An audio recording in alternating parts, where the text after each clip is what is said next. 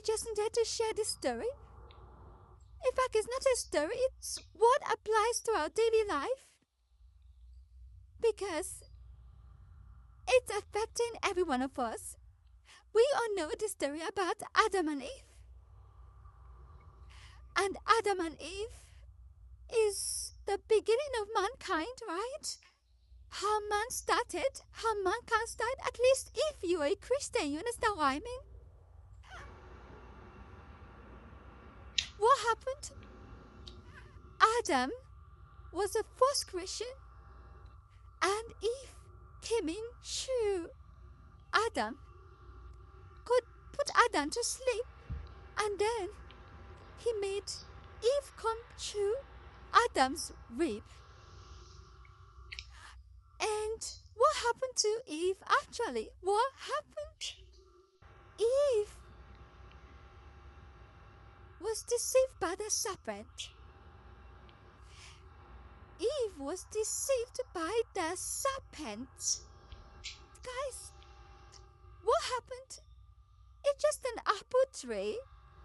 You can eat from it, so you'll be wise. You know the difference between good and evil.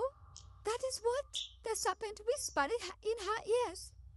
So I want to relate that to how it applies to our daily life. I hope you like these classes, by the way. Drop a comment if you do. So, Eve, back to our story. Eve was deceived and Adam. They said Adam fell because of Eve, right? How does this apply to our daily life? What are we doing or what are we doing right or wrong?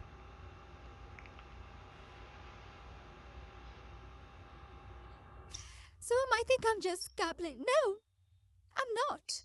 Most times we have a project we want to fulfill and we are easily swayed by other things that come along our way and we end up doing things where we didn't even plan to do.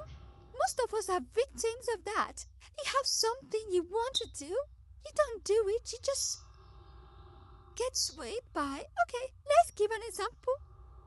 You wanted to fulfill a task or you wanted to something, you wanted to reach out to something, wanted to go somewhere and something came up and said, why don't you try this, this could be better.